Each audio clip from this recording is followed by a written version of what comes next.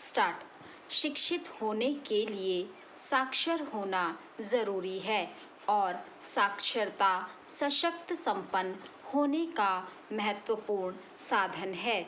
जनसंख्या जितनी अधिक साक्षर होगी, आजीविका के विकल्पों के बारे में उसमें उतनी ही अधिक जागरूकता उत्पन्न होगी और लोग ज्ञान आधारित अर्थव्यवस्था में उतना ही अधिक भाग ले सकेंगे।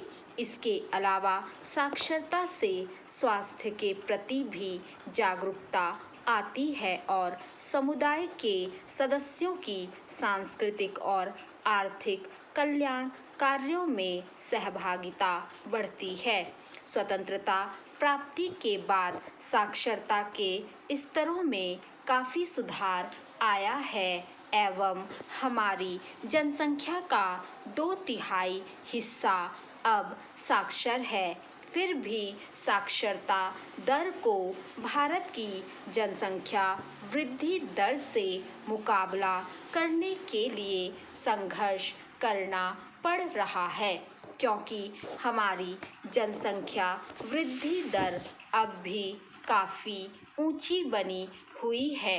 इसलिए नई पीढ़ियों को साक्षर बनाने के लिए अवश्य ही अत्यधिक प्रयत्न करने की आवश्यकता है, क्योंकि हमारी नई पीढ़ियां संख्या की दृष्टि से पहले के मुकाबले बहुत धीमी गति से बहुत छोटी होती जा रही हैं।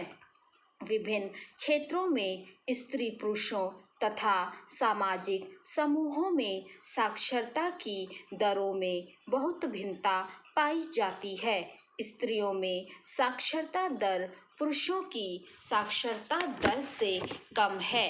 हालांकि स्त्रियों में साक्षरता पुरुषों के मुकाबले अधिक तेजी से बढ़ रही है, जिसका एक कारण यह भी है कि स्त्रियों में साक्षरता अपेक्षाकृत अधिक नीचे स्तरों से बढ़नी शुरू हुई है।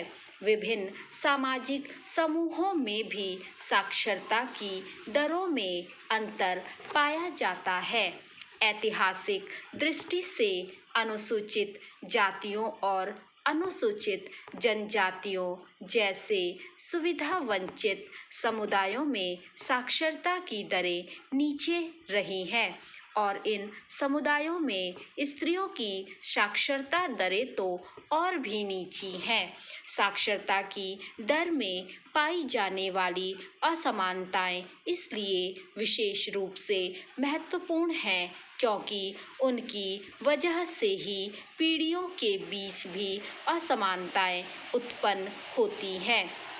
निरक्षर माता पिता यह सुनिश्चित करने की सुविधा से और ज़्यादा वंचित हैं कि उनके बच्चे अच्छी तरह से शिक्षित हैं। इसलिए यह असमानताएं आगे भी शाश्वत रूप से बनी रहती हैं। कुछ क्षेत्रों में बाल स्त्री पुरुष अनुपातों का नीचे इस तर्क का समर्थन करता है। आश्चर्यजनक तथ्य तो यह है कि निम्नतम बाल स्त्री पुरुष अनुपात भारत में सबसे अधिक समृद्ध क्षेत्रों में पाए जाते हैं। बाल स्त्री पुरुष अनुपात में गिरावट आने के कारण है। प्रत्येक कारण एक सामाजिक समस्या की ओर इशारा करता है और इस बात के कुछ प्रमाण भी मिलते हैं कि ये सब कारण भारत में कार्य करते रहे हैं। स्टॉप।